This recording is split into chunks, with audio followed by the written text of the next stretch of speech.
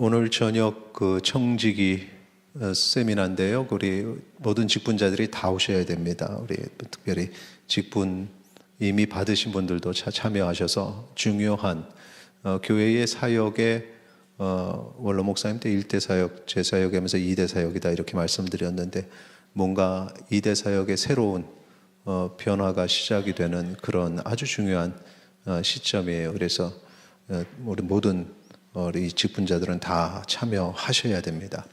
어제 우리 주일학교 친구들이 노회대회에 나갔는데 일주일 전에 저희들 같이 할 때 너무너무 이쁘게 잘했는데 그때는 또 목소리가 이렇게 감기도 걸리고 성대도 붓고 하는 컨디션이 많이 안 좋았는데 일주일 동안 또 그것이 회복이 돼서 제가 이렇게 또 이렇게 찍은 영상도 좀 보고 했습니다만 얼마나 정말 아름답게 찬양하고 율동하고 하나님께 영광 올리는지 이게 또 결과도 너무너무 좋게 됐어요. 그래서 결과가 좋은 결과가 있어서 저녁 때 또 우리 참여한 모든 친구들, 상 받은 친구뿐만 아니라 참여한 모든 친구들에게 또 격려하는 시간이 있습니다. 참여하셔서 우리 또 격려해 주시고 이제 전국대회 나갈 텐데 전국대회 나가기 전에 또 한 번 더 여러분들이 또 우리 찬양 올리는 모습을 볼 시간을 드리겠습니다. 자, 오늘 본문에서 예수님이 제자들과 성전에서 사역하시고 그리고 이제 성전 밖으로 나가는데 제자들이 그 성전의 아름다움에 이제 예수님에게 좀 자랑을 하려고 좀 성전을 보세요 이렇게 자랑스럽게 얘기를 했는데 예수님의 답이 여러분 잘 아시죠? 2절입니다. 대답하여 이르시되 뭐라고 했냐면 너희가 이 모든 것을 보지 못하느냐 내가 진실로 너희에게 이르노니 돌 하나도 돌 위에 남지 않고 다 무너뜨려지리라. 성전이 무너진다는 얘기를 하셨죠. 이 예루살렘 성전은 그때나 지금이나 이 유대인들에게는 신앙적인 또 어떤 사회적인 종교적인 사상적인 중심지입니다. 그래서 그것이 무너진다는 것은 사실 생각할 수도 없는 일인데 그게 무너진다면 그건 세상의 종말이다라고 생각을 합니다. 그런데 그게 무너진다 그러니까 제자들이 깜짝 놀래고 그래서 이제 거기서 나와서 동쪽에 감람산에 올라가서 감람산에 올라가면 이제 성전이 눈앞에 이렇게 아래쪽으로 잘 보이죠. 그러면서 이제 질문을 한 겁니다. 3절 말씀 같이 읽겠습니다. 예수께서 감람산 위에 앉으셨을 때 제자들이 조용히 와서 이르되 우리에게 이르소서 어느 때에 이런 일이 있겠사오며 또 주의 임하심과 세상 끝에는 무슨 징조가 있사오리까. 말세에 대한 궁금증이 생겨서 말세에 어떤 일이 일어납니까? 라고 질문한 겁니다.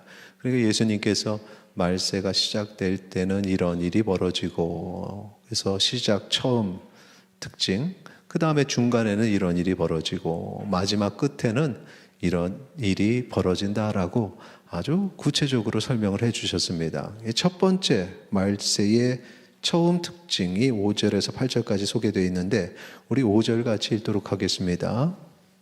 많은 사람이 내 이름으로 와서 이르되 나는 그리스도라 하여 많은 사람을 미혹하리라. 자, 말세가 시작될 때 적그리스도가 출현하죠. 적그리스도가 누구냐? 나는 그리스도다. 그리스도가 아닌데 그리스도라 하는 사람들. 그리고 그리스도에 대적하는 사람들. 이런 사람들이 다 적그리스도입니다. 자, 그 다음 특징 6절 보면은 난리와 난리 소문을 듣겠으나 너희는 삼가 두려워하지 말라. 이런 일이 있어야 돼. 아직 끝은 아니니라. 난리와 난리 소문을 듣는다. 요즘에 난리가 각 지구촌에서 일어나는 일들이 있고 거기에 따른 또 괴담들이 재생산이 됩니다. 예전에는 그런 괴담들이 지구촌에 퍼지는 게 사실 쉽지 않았었는데 요즘에는 인터넷을 통해서 거의 실시간으로 공유를 하죠. 그래서 이랬대 저랬대 정보가 많아짐과 동시에 거짓 정보들도 상당히 많아집니다. 음모론이라는 것. 그래서 예전에는 음모론 이것들이 그냥 소문의 소문, 장터에서 이렇게 사람들끼리 얘기하는 그 정도였는데 그냥 인터넷을 타고 사람들이 쉽게 접할 수 있는 그런 상황이 됐다. 이게 이제 말세에 일어나는 특징이다라는 겁니다. 그 다음 특징 한번 보시면은 7절인데요. 같이 있습니다. 민족이 민족을, 나라가 나라를 대적하여 일어나겠고 곳곳에 기근과 지진이 있으리니. 여기 보니까 대적하여 일어난다. 전쟁이죠. 기근과 지진이 있다. 현대 전에 있어서 현대 시대에는 사람들이 전쟁을 하면 도망갈 데도 없다. 그냥 핵전쟁이야. 폭탄 하나 가면 끝나는 거야. 이렇게 생각을 했습니다. 그런데 요즘에 전쟁이 일어나는 모습을 보면 재래식 무기를 가지고 예전과 다를 바가 없이 그렇게 전쟁을 하고 있죠. 그래서 전쟁들의 모습들이 이렇게 대적하는 일들이 우리가 생각한 것과는 다른 모습들이 있다는 겁니다. 그러니까 사람들이 조심하는 거죠. 왜? 핵무기의 그 파괴력 때문에 뭐 요즘에는 예전에 그 일본에 떨어졌던 히로시마 그 폭탄에 뭐 비교도 안 될 만한 그런 파괴력들이 있으니까 다들 여기까지는 가면 안 된다, 조심해야 된다, 서로들 이렇게. 그러니까 이전에 어떤 전쟁의 모습들이 여전히 나타납니다. 그리고 사람들의 생각이 어떻게 생각했었냐 하면은 특히 이제 우리나라의 예를 보면은 이제 전쟁을 경험한 세대와 전후의 세대, 그래서 6.25 전쟁을 통해서 옛날 이야기가 됐죠. 전쟁이라는 게. 그래서 요즘에 이 현대화된 사회에서 그런 포를 쏘고 사람을 죽이고 하는 이런 비참한 전쟁이 일어날까 하는데 일어나는 거죠. 현대의 사회에서도 그런 일들이 벌어지고 그 위협 가운데 있는 것입니다. 이런 것들이 다 말세에 이제 일어나는, 특히 초반부터 일어나는 그 모습으로 계속 오고 있다는 겁니다. 그리고 그 읽었던 7절 뒤에 보니까 기근과 지진 얘기가 나요. 기근과 지진. 요즘 시대에 기근이 어떻게 있느냐 했는데 여전히 기근의 문제는 해결되지 않습니다. 한쪽에서는 음식이 남아서 버리는 이 쓰레기 문제가, 음식물 쓰레기가 아주 큰 문제인데 한쪽에서는 여전히 이 배고픔에 시달린 그런 이들이 있다는 겁니다. 지진의 문제도 요즘에 새롭게 이전에 생각했던 어떤 지진층과 거기에 더해지는 어떤 새로운 지진층이, 이제 우리도 뭐 지진의 어떤 그 층에서 안전하지 않은 나라가 됐다, 뭐 이렇게 이제 얘기들 들어보셨죠. 이게 점점 심화되죠. 이것이 말세가 시작이 됨을 알 수 있는 징표입니다. 아, 정말 말세가 시작이 됐구나라는 거죠. 8절에 이 모든 것은 재난의 시작이다. 시작에 불과하다. 앞으로 더 심해질 것이다 라는 겁니다. 여기 특징 중에 간단하게 넘어갔던 것, 우리가 주목해야 될 것인데 적그리스도의 등장이에요. 적그리스도. 그리스도에 대항하는 적그리스도가. 사탄이 적그리스도처럼 행세를 하기도 하고 사탄의 미혹을 받는 사람들이 적그리스도가 되어서 행세를 합니다. 우리 주변에서 이제 쉽게 볼 수 있는 적그리스도는 이단의 교주들입니다. 그래서 이단의 교주들, 이 이단들을 보면은 뭐 우리가 이단이다 얘기할 때는 타 종교를 얘기하지 않고 이 하나님의 말씀을 가르쳐서 기독교 같은데 한 90% 정도, 90% 이상 하나님의 말씀을 가르치는데 마지막이 뭐가가 달라요. 그게 뭐냐 하면은 그 교주를 그리스도의 위치에 두는 거죠. 어떤 사람들은 하나님의 위치까지 놓기도 하던데 이게 재림주라는 말. 그래서 재림주로 예수 그리스도가 아니라 이 교주를 숭배하게 만듭니다.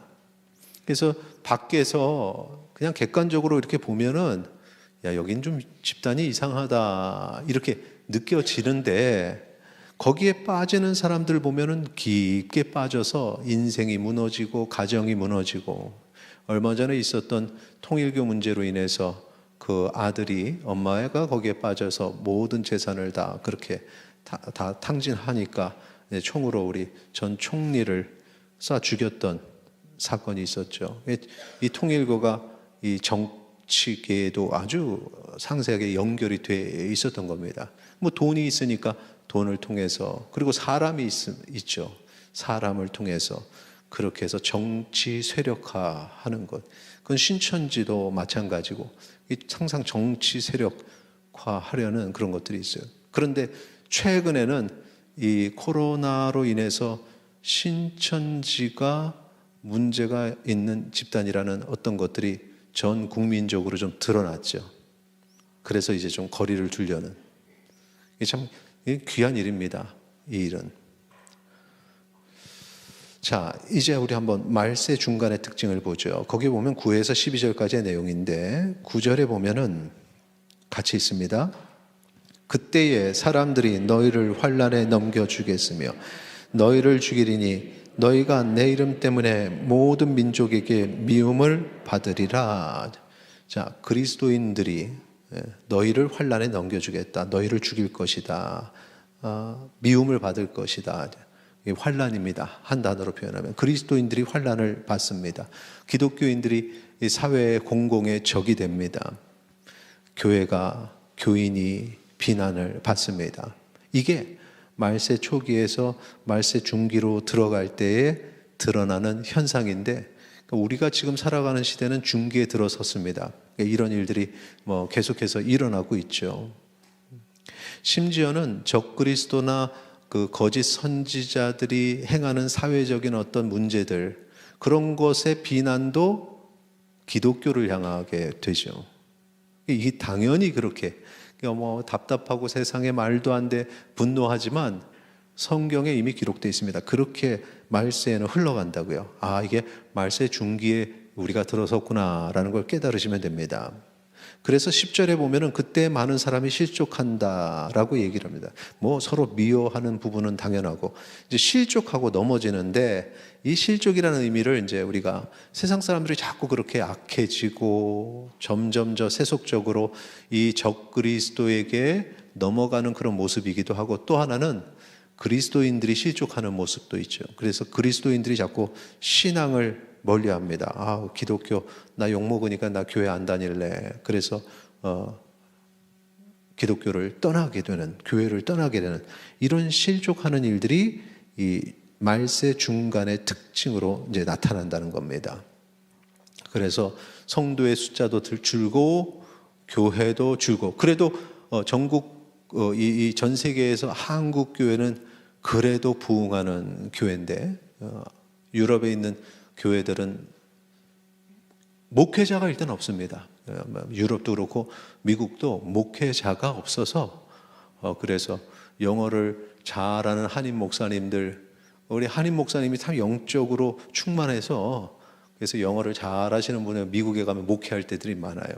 그리고 교회를 지켜왔는데 그 지켜온 교회를 이제 젊은 성도들이 줄어서 젊은이들이 마치 시골의 젊은 사람들이 없는 우리나라의 현상처럼 교회의 젊은이들이 없으니까 그냥 연세 드신 연로하신 60, 70대 어르신들만 계시다가 이제 교회는 크고 이제 관리는 안 되니까, 그래서 이제 교회의 그 모습들을 보면은 우리가 예배를 드리고 이제 그분들이, 미국 분들이 그 다음에 다른 시간에 이제 다른 어떤 한인교회가 들어와서 예배를 드리게 되죠. 이 예배를 드리다가 한인교회는 그래도 뜨겁고 부흥하고, 또 한인교회 목사님이 영어를 잘하시면 가끔 설교도 해주시고, 그러다가 이제 교회가 통합을 하고 나중에 이제 우리는 죽으니까 이 교회를 좀 한인교회가 이렇게 좀 계속해서 세워나가달라 해서 교회를 그냥 그대로 한인교회에 넘기시는 교회가 있어요. 이런 데는 그래도 다행인 겁니다. 이제 그렇게 되지 못하는 데는 그러다가 이제 교회가 이제 다른 사람에게 팔려요. 그래서 유럽 같은 데 보면은 거기다가 교회로 팔리지 않고 이제 술집 하는 사람들, 클럽 만든 사람들, 일반적인 그냥 샵, 교회의 아주 건물인데 그 안에 들어가 보면 그런 데들이 많습니다. 교회가 이어가지 못하는 거죠. 교회의 숫자가 줄어가는 겁니다. 그래서 교회를 아름답게 짓는 것, 이게 어느 순간에 무너지면 아무 소용이 없습니다. 교회 안에 내면의 부흥이 있어야지 건물은 아무리 잘 지어놔도 한순간에 사라지는 거죠. 무너지는 겁니다. 이게 성전이 무너지는 것과 똑같습니다. 우리 교단은 그래도 말씀 앞에 선 이 개혁주의 교단, 정말 말씀 중심의 건강한 교단인데, 그래서 다른 교단들은 이미 오래전에 신학교가 다 미달이 됐어도 그래도 우리는 미달은 안 되고 왔는데, 2022년도, 내년 2023년도 이 입시에 처음으로 신학대학원이 미달이 됐습니다. 이제 우리도 미달이 됐죠. 목회자가 없어요. 목회자가 없습니다. 교회마다 사역자를 구하려도 쉽지가 않아요. 그렇게 됩니다. 왜? 사역 힘들거든요. 교회 들어가서, 다른 데는 요즘에 직장 생활하시는 분 다 알죠. 젊은 친구들 들어와서 하고 싶은 대로 하잖아요. 할 얘기하고.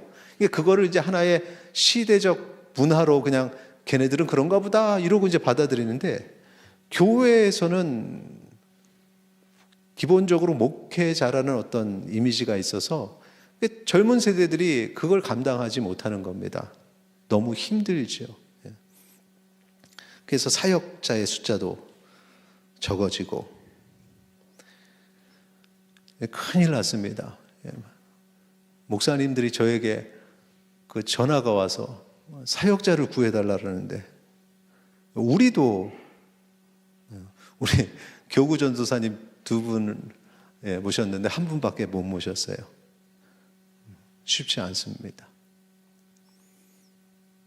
자, 11절에 보니까 거짓 선지자가 많이 일어나 많은 사람을 미혹하겠다.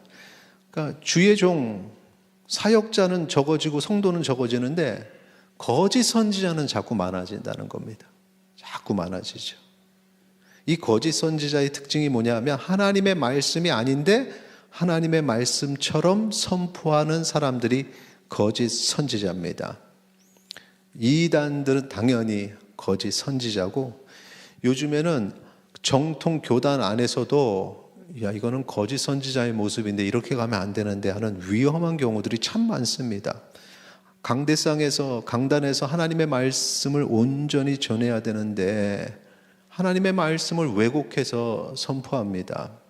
잘못된 말씀 해석으로 사람들을 미혹하고 거짓 영성으로 사람들의 인기를 끌죠. 이것이 다 큰 문제라는 겁니다. 한국 교회가 너무 힘든 상황들이 이런 부분들에 있어서, 말씀이 아니라 너무 이런 분들이 참 많아서, 그래도 우리 교단의 목사님들 참 그 말씀을 지키려고 몸부림치는 분들이 많습니다. 너무 감사한데, 타 교단에는 성경 한 구절 읽고 설교 시간 내내 세상 얘기, 윤리 얘기, 성경과 상관없는 얘기하다가 끝나는 경우들이 참 많습니다. 이거는 하나님의 말씀이 아닙니다. 신비주의에 빠진 자들, 그것을 조장하는 사람들, 그것이 마치 훌륭한 어떤 일꾼의 모습인 것처럼, 하나님의 신비로운 종인 것처럼 그렇게 만드는 사람들, 이 사람들 다 거짓 선지자입니다. 여기에 빠져도 헤어나오지 못하더라고요. 신비로운 것만 찾아다니는, 하나님의 말씀 잘 안 듣습니다. 왜냐하면 하나님의 말씀으로 그게 잘못된 거라고, 저도 그런 분들을 만났는데 하나님의 말씀으로 권면을 하면은 아니래요. 자기 꿈에서 하나님이 직접 얘기해서 통하지를 않습니다. 자기가 직통 계시를 받았다는 거죠. 너무 갑갑해져요. 이거 다 거짓 선지자들과 또 거기에 넘어간 사람들이에요. 예전에는 없었는데 우리 주변에도 얼마나 이단들이 많아졌습니까? 이번에 코로나를 통해서 말씀드렸지만, 신천지가 그냥 바로 그냥 몇십 메다 앞에 본거지 두고 우리 교회를 그냥 계속해서 침투하려고 했고, 또 침투해 있는 분들 또 지혜롭게 내보냈고, 우리 교회는 참 감사해요. 뒷부분에 나옵니다만 우리 성도님들이 영적 분별력이 있어서 이상하다 그러면 바로 우리 교회 와서 얘기를 해주시니까 이렇게 보면 이단이구나 그냥 다 드러나는 겁니다. 여기 이단 계시면 우리 교회에서는 안 됩니다. 이게 가까운데, 그래서 그거 없어졌고요. 하나님의 교회라고 수림공원 옆에 토요일 되면 거기 사람들이 얼마나 많이 몰리는지. 그래서 이단의 시비가 있던 그 할렐루야 기도원 계통의 교회도 가까이 있고, 시청 옆에 몰몬교도 아주 건물은 얼마나 잘 지어놨습니까? 전능신교 또 새로 들어와가지고 계속해서 가까이서 우리 교인들에게 지금 계속 접근하고 있죠. 바뀌었는지 모르겠지만 요즘에는 홈플러스에서 자주 나타난대요. 여자 두 분이서 새로 이사 왔다고, 교회 찾는다고 이렇게 접근을, 교회 소개시켜달라고. 어쩌면 그렇게 똑같이 그러는지, 몰래 간성역으로 바뀔 수도 있습니다. 이단들은 보통 한 사람이 아니라 두 사람씩 다니니까 아마 두 사람 아니면 세 사람.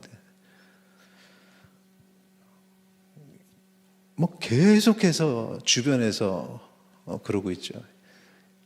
얼마나 무서운지 몰라요, 이분들이.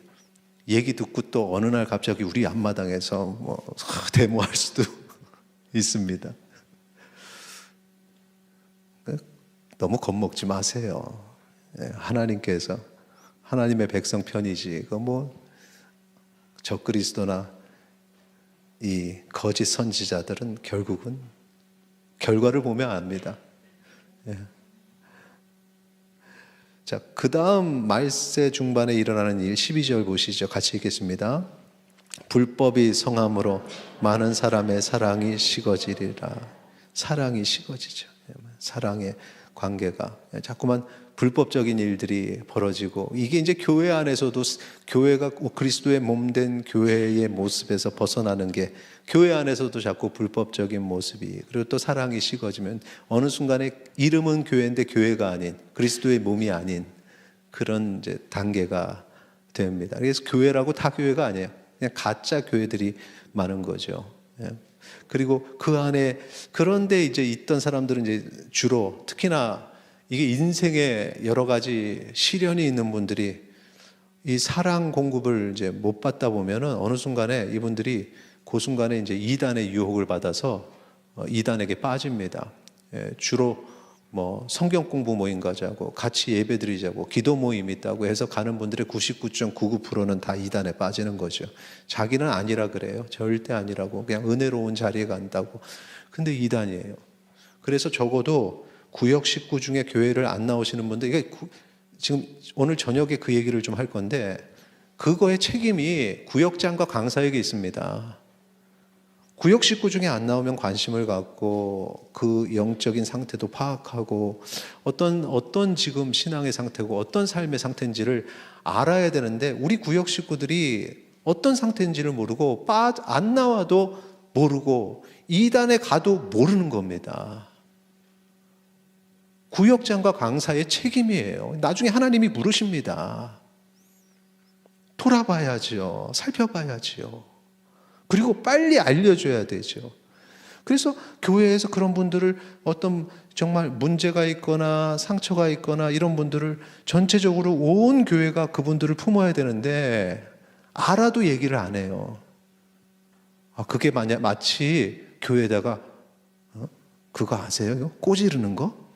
꼬지른다고 생각을 하는 거죠. 사역자가 같이, 이 건강한 분들은 벌써 무슨 일이 있으면 딱 얘기를 해요. 그래서 그렇구나. 그리고 우리가 다른 방법으로 알아서 그런 일들을 정리를 해 나가는 거죠. 근데 내가 거기에 이름이 드러날까 봐 무서워서 얘기를 안 하고 그냥 뒤에서만 얘기하는 겁니다. 누가 교회를 떠났고, 누가 뭐 했고, 누가 상처받았고, 뒤에서만 얘기해. 근데 교회는 아무것도 안 하고, 이게 너무 답답한 거예요. 이 부분이 바뀌지 않으면 안 됩니다. 오늘 저녁 때 얘기를 더 하도록 하고. 자, 말세의 마지막 특징 14절 같이 읽겠습니다. 이 천국 복음이 모든 민족에게 증언되기 위하여 온 세상이 전파되리니 그제야 끝이 오리다. 끝에 사실은 언제가 끝인지, 언제 주님이 오시는지 사실 예수님도 모르신다 그랬어요. 하나님이 그냥 가라 하면은 예수님도 오시는 건데, 그런데 이 성경에 보면은 바로 이 말씀을 통해서 이때쯤 되면 끝이 되겠구나라는 게 있는데, 복음이 땅끝까지 전해지면 그 다음에 예수님이 오신다고 했습니다. 그래서 이제 많은 선교학자들이 연구하기를 그러면 땅끝이 어디냐 그러면서 이제 뭐 복음의 서진, 그걸 이제 또 살펴보기도 하고, 또 어떤 걸 살펴보냐면 종족별로, 각 지역의 어떤 사람들의 어떤 그 패밀리 이 가계도가 있잖아요. 이게 인류의 가계도, 그 종족별로 나눠서 복음이 전달이 안 된 종족이 얼마나 남았냐. 아, 이만큼 남았구나. 그러면 이제 아직 말세가 되지는 않겠구나. 마지막이 되지는 않겠구나. 말세의 끝이 되지는 않겠구나. 그런데 점점점 줄죠. 그리고 그 주는 일들을 위해서 열심히 노력하죠. 미전도 종족만 찾아다니면서 복음을 전하려고 노력하는 그런 일들이 이제 하는데, 그런 선교 사역을 하는데, 그러면서 이제 주님 오실 날이 점점 다가오는 것을 그 수치적으로 이제 알게 되는 겁니다. 그것이 우리의 세대가 될지 다음 세대가 될지 아니면 그 다음 어느 시점이 될지는 우리는 다 알지 못하지만, 중요한 것은 복음이 끝까지 전파되면 그때 이제 예수님이 다 재림을 하신다는 것 우리에게 알려주셨습니다. 그러니까 이 과정이 있는데, 이 과정의 시간이 참 고통스러운 시간이고 힘든 시간이죠. 교회가 핍박받고 그리스도인이 핍박받고 믿음을 지키려는 게 막 주변에서 막 적그리스도인, 그리고 적그리스도와 또 거짓 선지자들이 너무 주변에서 미혹을 많이 하니까 이게 신앙 지키기가 너무 힘든 겁니다. 그래서 이렇게 말합니다. 13절. 그러나 끝까지 견디는 자는 구원을 얻으리라. 끝까지 견뎌라. 이 모든 상황들을 끝까지 견뎌야 된다. 그래서 이 어려움을 전쟁이라는 단어, 영적 전쟁이라고 이름을 붙였어요. 영적 전쟁에서 승리해야 된다. 우리가 이 영적 전쟁에 승리하기 위해서 필요한 것이 세 가지 있습니다. 자, 잘 기억하세요. 첫째, 구원의 확신을 가져야 됩니다. 구원의 확신. 이 적그리스도, 거짓 선지자들이 접근할 때 보면 신앙을 흔들어 놓습니다. 그러니까 구원받은 주의 백성인데 구원받지 못한 거 아니야? 이런 생각이 들게. 내가 그동안 10년, 20년, 30년 신앙생활한 게 정말 헛수고한 것처럼 그렇게 만들어놔요. 여기서 이제 다시 한번 확인을 해야 됩니다. 자, 시몬 베드로의 고백 잘 아시죠? 마태복음 16장 16절. 시몬 베드로가 대답하여 이르되 뭐라고 했습니까? 주는 그리스도시요 살아계신 하나님의 아들이시니이다. 이 고백, 우리 주님 예수님이 그리스도시고 살아계신 하나님의 아들로서 이 땅에 오셔서 사역하셨다는 것, 그 십자가의 구속을 이루셨다는 이것 한번 스스로 질문해보세요. 믿으십니까? 믿지 않으십니까? 믿으시죠? 그러면 구원 받는 겁니다. 그거 외에 다른 게 없는 겁니다. 이거는 믿는데, 근데 막 와서 얘기한 사람 얘기 듣다 보면 내가 진짜 구원 받을까? 언제 구원 받냐고 자꾸 물어보고, 성령 받은 날 질문하고, 구원 받은 날 몇 년, 몇 월, 며칠 이렇게 접근하니까 모르는 거예요. 그러니까 두렵고 떨리는 거죠. 제가 비밀을 하나 알려드리겠습니다. 저는 제가 구원 받은 날을 모릅니다. 그거에 부담 가지실 필요가 없어요. 하나님이 행하시는 일이죠. 베드로의 고백이 나의 고백이 되면 하나님께서 나를 구원하셨다라는 확신이 있어야 되는데, 근데 이것이 적그리스도 이 거짓 선지자들이 자꾸 이제 거기에 딸린 이 이단에 일하는 사람들이 자꾸 우리를 흔들어 놓는 겁니다. 기억하시기 바랍니다. 사도행전 4장 12절. 다른 이로서는 구원받을 수 없나니 천하 사람 중에 구원받을 만한 다른 이름을 우리에게 주신 일이 없음이라. 오직 예수 그리스도만 믿으면 된다는 사실 기억하시기 바랍니다. 두 번째, 영적 분별력을 가져야 됩니다. 영적 분별력. 이전에는 목회자가 영적 분별력을 가지고 딱 지도하면 되는데, 이제는 너무 이 말세에 도전하는 세력들이 많으니까 성도 한 사람 한 사람이 다 영적 분별력을 가져야만 됩니다. 영적 분별력을 어떻게 가지느냐? 하나님의 말씀밖에 없습니다. 하나님의 말씀을 잘 배워서 하나님의 뜻을 거기서 찾고 그 뜻대로 살아가면 우리가 거기서 이제 이 거짓 영들, 그들의 계략을 분별하게 됩니다. 로마서 12장 22절 보세요. 너희는 이 세대를 본받지 말고 오직 마음을 새롭게 함으로 변화를 받아. 이 변화가 어디서 옵니까? 하나님의 선하시고 기뻐하시고 온전하신 뜻이 무엇인지 분별하는 것. 하나님의 뜻이 뭔지를 아는 것. 이단에 빠지는 사람들 보면은 이렇게 저렇게 교회를 비난하고 그래서 교회를 떠나면서 그래서 하나님의 말씀으로 권면해도 소용이 없는 게 자기가 하나님의 음성을 들었다는 겁니다. 꿈에 나타났고 뭐 선지자를 통해서 말씀하셨고 그 선지자가 거짓 선지자죠. 그러면서 떠나는 겁니다. 목사님이 싫어서 떠나는 건 아니래요. 다행이긴 해요. 근데 하나님의 말씀으로 권면을 해도 자기가 들었대요. 하나님의 음성을 응답받았다는 겁니다. 근데 그 응답받고 간 그 교회에서 또 응답이 바뀌었는지 다른 데로 또 가더라고요. 말씀을 바로 배워야 된다. 그래서 우리 교회는 원로 목사님 때서부터 저는 이제 원로 목사님의 사역을 한 단계 더 이제 이게 확장시키는 일들을 하는데 SC 사역도 그렇고 이제 또 하나의 사역이 뭐냐면 우리 은석교회는 옛날부터 말씀을 우리 원로 목사님 말씀만 전하시는 그 강대상의 그 온전한 말씀, 저도 이제 강대상에서 말씀만 전하려고 노력을 하고 우리 목사님들에게도 그렇게 가르치는데 그런데 이제 성도님들이 우리 은석교회 우리 선배님들은 정말 훌륭한 분들이에요. 그래서 예전부터 총신의 신대원의 교수들이 와서 가르치고 정성구 박사님을 비롯한 정말 많은 분들이 와서 은속교회에서 가르치셨죠. 그렇죠? 예, 그렇게 했고 이번에는 이제 평신도 성경교육연구원 그래서 성경교육대학원 그래서 과정을 이제 우리 교회 2층에서 할 겁니다. 그래서 그 2년 과정이고요. 6학점에서 6, 22, 6, 30, 24학점 하나님의 말씀만 배우는 과정이에요. 그래서 거기에는 총신대학교 신학과 교수님 그리고 총신대학교 신학대학원 교수님 거기에 준하는 교수님이 이제 성경대학원 대학교 교수님 박사님 한 두세 분 해가지고 프로그램을 다 짜놨습니다. 내년부터 시작하려고 합니다. 그분들에게 이제 사례를 해야 되니까 여러분 좀 등록금 좀 내셔야 돼요. 근데 이런 기회가 없습니다. 예. 평신도들이 신학교 정말 신학교 교수님이 대단하다 이게 아니라 건강한 말씀, 온전한 말씀, 가짜가 난무하는 시대에 정말 올바른 신학의 말씀을 배울 수 있는 기회가 주어졌다는 거죠. 그래서 지금부터 등록금을 잘 모으셔요, 여러분. 잘 모으셔서 그래서 꼭 이 2년 과정 하시면은 제가 볼 때는 우리 교회 사역자의 최고의 과정, 다른데 제자 훈련 사역자 반 그거하고는 비교도 안 되는 그런 성경 말씀을 배우는 좋은 과정이 주어집니다.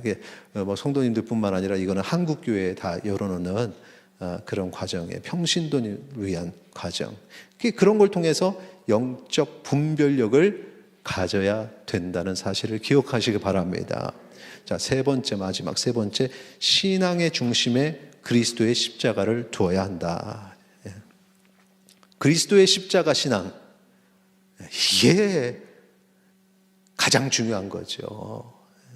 고린도전서 2장 2절 십자가에 못 박힌 것 외에 아무것도 알지 아니하기로 작정한 여기서 말하는 아무것도 알지 않겠다 이게 뭡니까?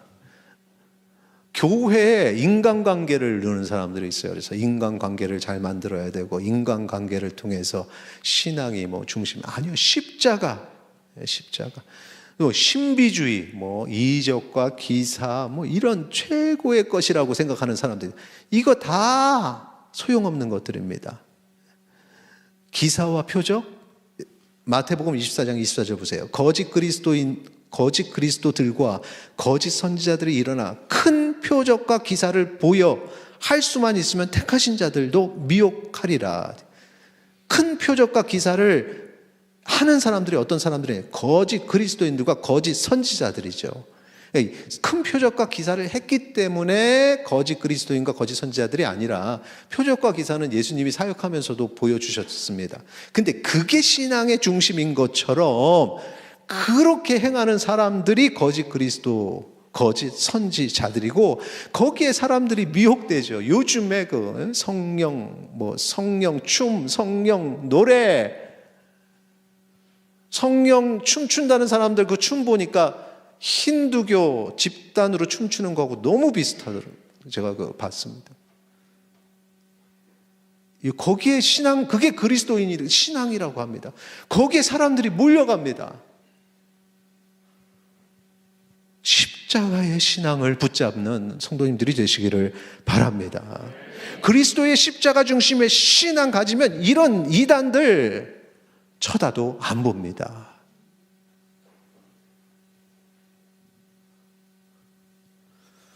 말씀을 정리하겠습니다.